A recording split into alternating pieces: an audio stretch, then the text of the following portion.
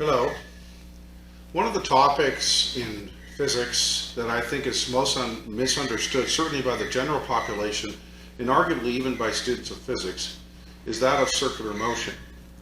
And so what we propose to do in this course, because we have the use of calculus, a little bit more mathematics, is to convince ourselves of what's really going on in the case of circular motion. So first, let's look at the situation. We call it uniform circular motion. When we say the word uniform, there are some things that stay the same at all times. And in this particular case, the radius of the motion is constant. By that I mean the distance from the center of rotation out to where the object happens to be. Now that isn't to say that the radius vector is always pointing in the same place, obviously, as it goes around, but that this distance remains the same. The second constraint on this is that the speed must remain the same. So, and it makes no difference how far you're away, but whatever speed you start with is the speed you finish with. Remember, we're saying speed, not velocity.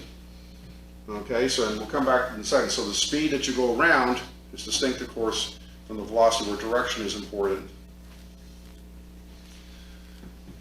Using just basic definitions, we can recognize that the velocity is changing. If you see here in my diagram, when you're here, you're going up the board, if you will, and then you're going across. It makes no difference what the numbers are. It is clear that the direction is changing. If the direction is changing, this means that the components of the velocity vector, Vx and Vy in this case, are changing. And you can see here in an arbitrary case, when we're going straight up, the velocity vector would be 0, plus v, where v being the speed, and then if we go straight to the left, it's going to be minus v, 0. Now, whatever is true about the numbers, this and this are not equal. And the only way that can happen is if there's acceleration, AX's and AY's that are non-zero, that are acting on these to change the numbers. So therefore, there has to be an acceleration. That's a mathematical argument, but the basic definition of a velocity vector is that it's only constant if its magnitude and direction remain the same. One of the problems that many young people have when they study this subject is they forget about the directions, and we think of it only as a magnitude. Now, I understand the inertia of that, but you have to break from those things and learn the new concept and follow the rules when you're learning it. You cannot just not perhaps attend to your homework quite the way you should, and then just go into a test and just pull the words out of your head. Because one of the problems in physics is that a lot of words have meanings in the general population or in common language that have very specific technical meanings. So, for example, velocity and speed would be a good example of that. In the poetic language, there's probably no distinction, but it's a very important distinction in this subject. So you have to remember you've spent 15 years or 20 years or whatever it is learning in the common situation, and now you're asked to remember these technical definitions. And you have to respect them, because aside from just the getting of marks, it matters tremendously in the ability to solve and deal with these problems.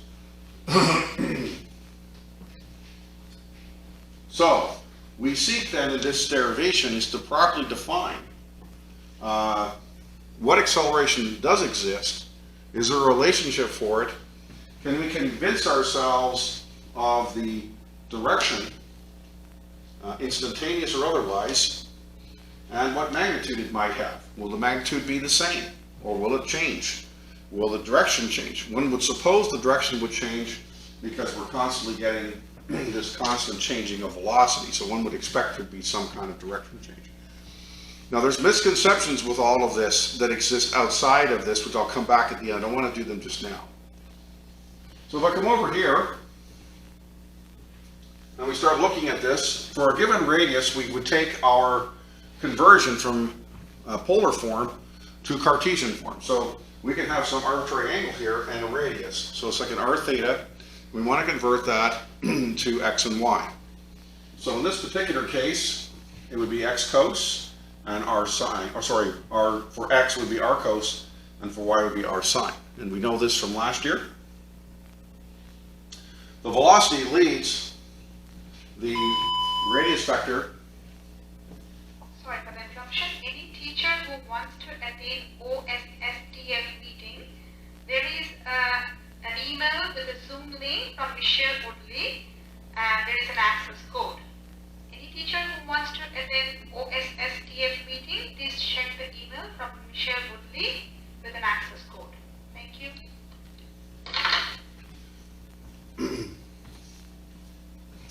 The velocity that leads the position of the position vector by 90 degrees in counterclockwise motion. And we're not going to calculate with that, but it gives us something to think about. Okay, we can say, okay, so what would that angle be and so forth, and we can think about that for a minute, but let's leave it for now. We know that we have r cos and r sine as our position. Let's take our derivatives straight away here. We'll use the chain rule. So you're going to have negative r sine theta, but then we have to do d theta dt to take the derivative of the theta because it's time dependent as well. We can't assume it's constant. Same thing goes here. Now, in the definitions that we use, d theta dt is lowercase omega, the angular speed. And by definition, the velocity times the angular speed the speed is the distance times the angular speed. And this makes sense if we think about radian measure. If we go like so, a certain speed, then it's magnified by the length of the radius. So our velocity vector then is easily computed to be, and so we have here r, and we have d theta t, which is omega, so we have r omega. And we just said that r omega is v, so we're going to have minus v sine and v cos. Now we have to take yet another derivative. The derivative of the acceleration is dv dt. And we will get, once again, these derivatives done exactly the same way. We can show that the acceleration is equal to r squared omega, which is the same as v omega. And so we end up with this relationship. So let's extend this now.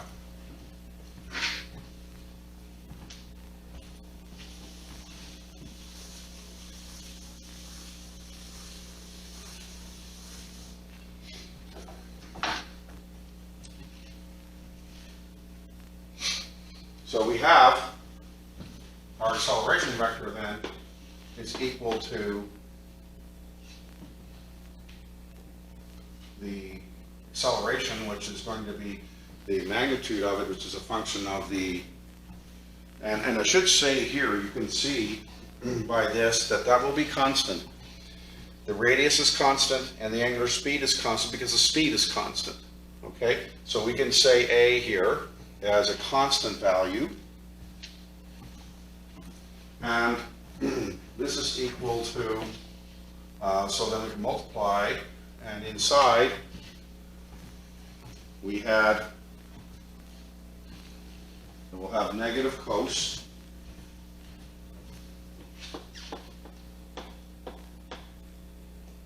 and we'll have negative sine.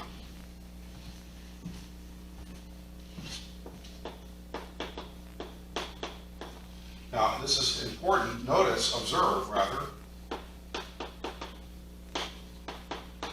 that this direction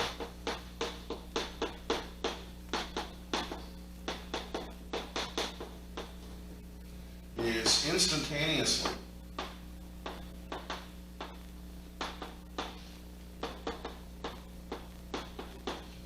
opposite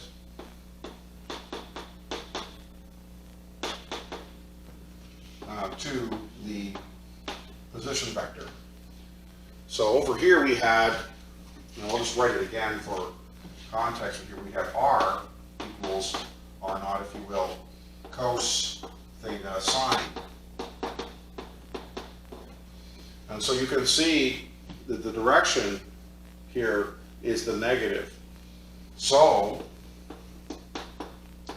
the acceleration will always point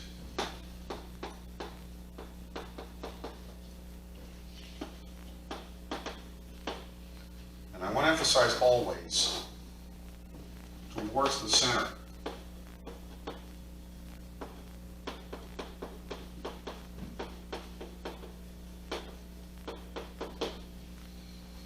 Now let's have a look at the magnitude.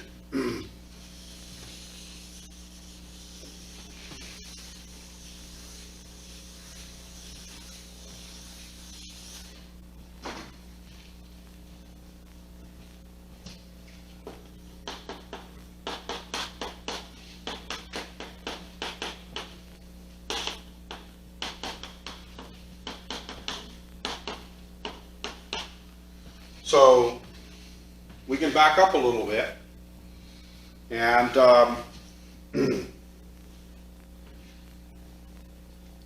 if we look at the, let us restate the velocity vector as a set of ratios.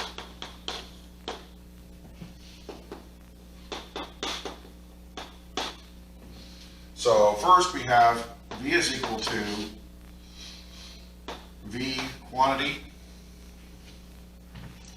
negative sign cos,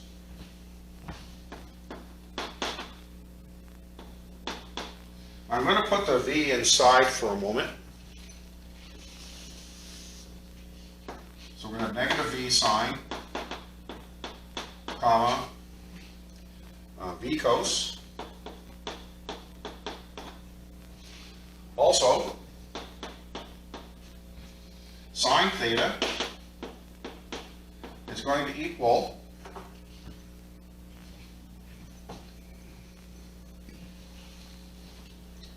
the y coordinate, okay, divided by the radius.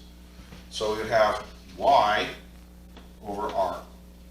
Similarly, the cosine will be x over r. So just based on position.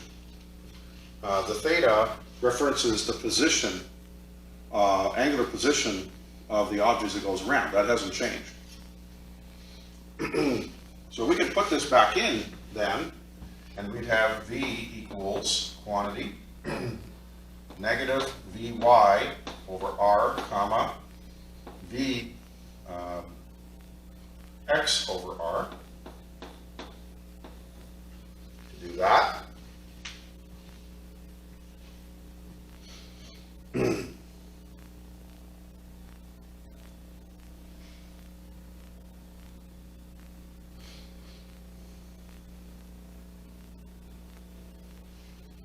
now,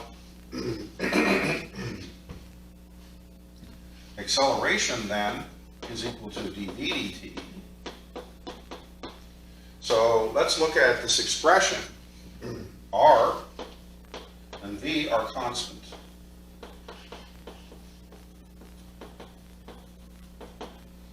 They don't change. That was part of the initial conditions that we set for this. Okay, so let's have a look at what we get here.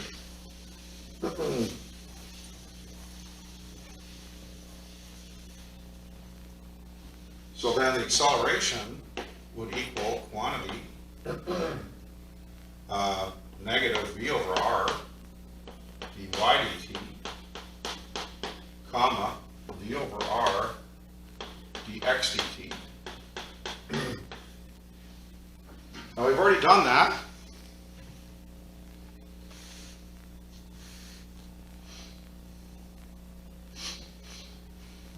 So dy dt is equal to the Vy component, and dx dt is equal to Vx. And so we'll remind ourselves what we had here.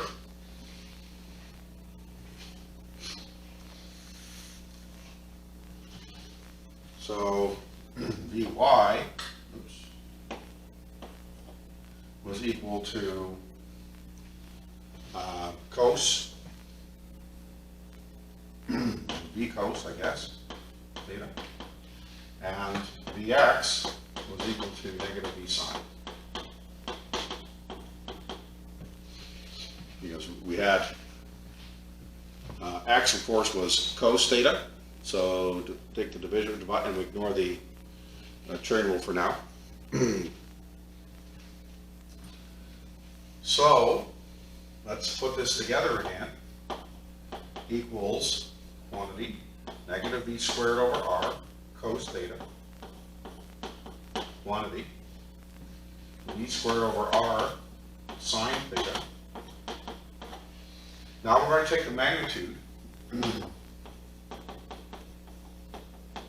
and so a is equal to the square root of all of this, and so we will have, we can take v squared over r, quantity squared, times cos squared theta plus sine squared theta. The cos is negative inside, but that doesn't matter because we're squaring the entire term, not just the cosine. And when you're finished, you get v squared over r.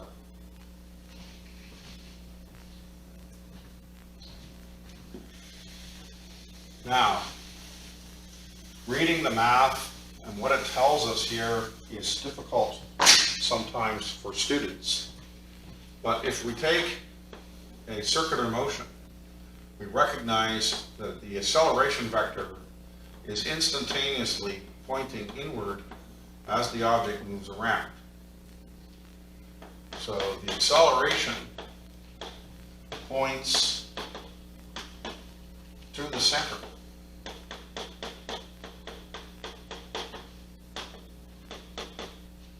With a magnitude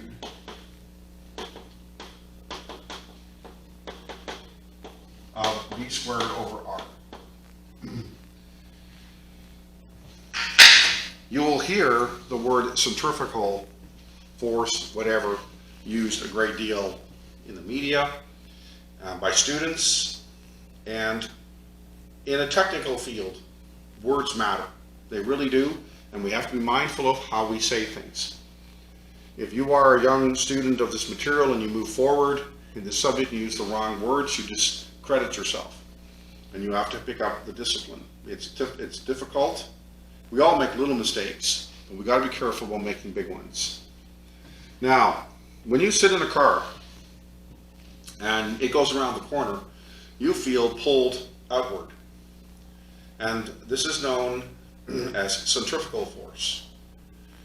It does not exist. It is completely fictitious, and it is a mistake made by people because... Miss Alam, please call the main office. Miss Alam, please call the main office. Thank you. It is a mistake made by people because we are basing our frame of reference on ourselves. It's a human arrogance thing, I guess, and we have to remember that for Newton's laws and the basic physics we study to be correct and obeyed, we must have an inertial frame of reference. When you're going around a corner inside the car, you are not in an inertial frame of reference, and you're going to see all kinds of silly things.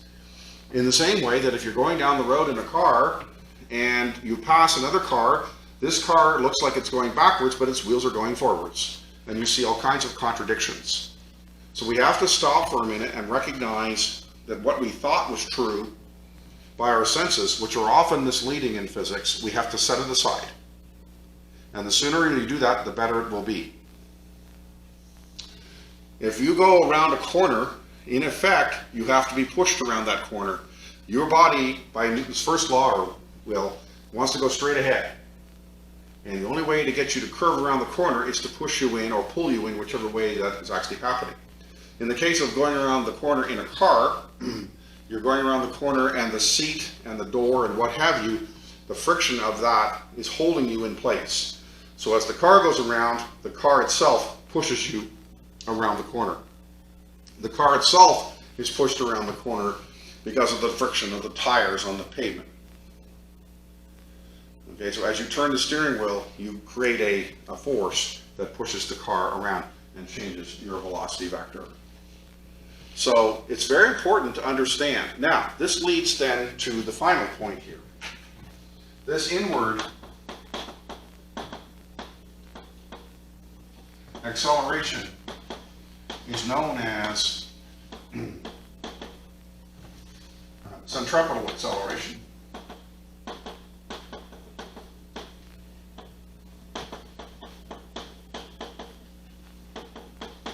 I've been around the different folks, centripetal or centripetal acceleration, tomato, but that's what we're talking about. And this is typically denoted as a sub c, where a sub c is equal to v squared over r, and this is just the magnitude. Now, there's a bigger factor to consider here. If we invoke Newton's second law,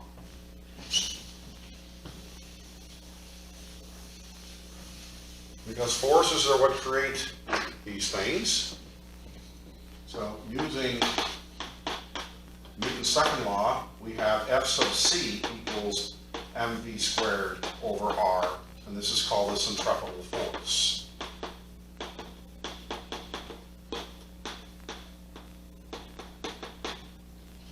Now, the centripetal force is not a force of nature, and this is the second misconception here. We have to be very careful with this. So, in nature,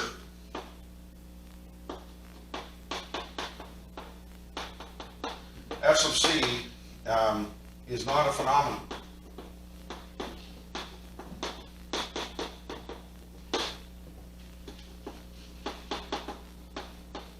Such as gravity. What F sub c instead is this. It says, if you want to follow a circular path with this mass at this speed, you must find somewhere in nature or in mechanical science this force that will also track around the curve. So it gives you the requirement for the motion. It doesn't give you the motion itself. So F sub c is the requirement, the required force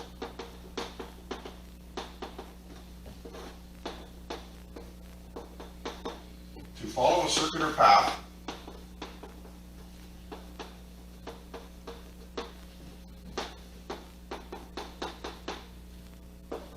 of radius r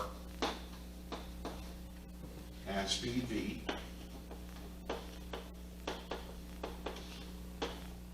with mass m.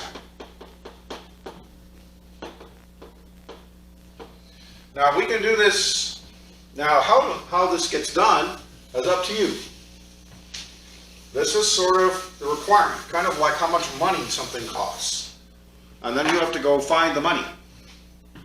So the scientist / engineer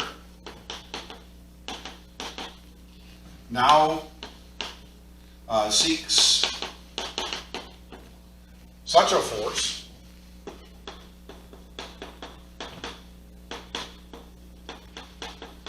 in parentheses that will also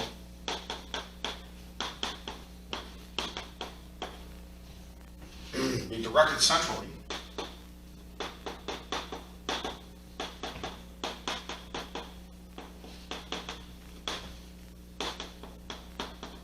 from those forces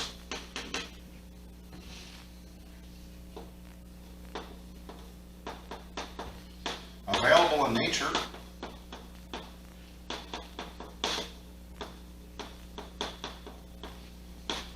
and or constructed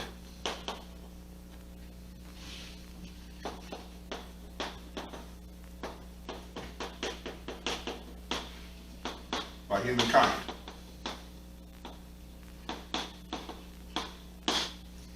So if we look at spinning something on a string, the centripetal force is created by the string.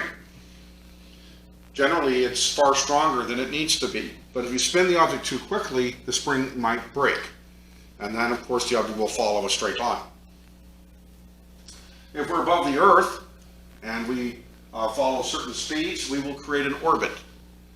And if you don't meet the proper speed for your radius and circumstance, then the orbit will not be circular, it will be elliptical. Or if you're going too fast, you might leave altogether. But the orbits, you don't get to change the gravitational force other than by moving further out or coming closer in. But we can use rocket engines to change our speed and to basically say, okay, if we want to orbit at this location around the Earth, for example, then we have to go this fast at this height. And we can calculate that in advance. So then we can design a spacecraft that will do what we ask it to do. Okay? So there's all kinds of machinery and devices, amusement parks and everything else, where first we're told, or we're calculated, or we design in advance what the acceleration is desired to be. With the mass, we have the force requirements. Then we go find that force in nature and or created by humans. It can be one or the other or both combined in some interesting way. But the main point here is that understanding that centripetal force itself is not a phenomenon of nature, like gravity or magnetism or anything like that. It is a calculation that says if you want this kind of motion, then you must have this much force acting centrally at all times. So then you've got to go find something that will do that. Now there's a fair bit here, and the derivation is to convince you that the force acts centrally, it doesn't act outward. But a lot of times reading the mathematical language is harder for young people. But here's the point, maybe studying that a little bit will serve you well to get out these misconceptions, such as words like centrifugal force, which should not be in your vocabulary in any way, even conversationally. You should try to express yourself without being too difficult to be around. People say, oh, you're too serious and different, you know, but you can still say things in another way that make it correct, and that gives you that academic discipline, which will serve you well. Anyhow, thank you for watching this video. I enjoy making them. I'm looking forward. I'm making them currently for my Advanced Placement Physics C class. But I'll certainly post these for any student who's interested in this subject and would like to see a different perspective. Consider please subscribing to my channel and give me a like, and thank you again for watching.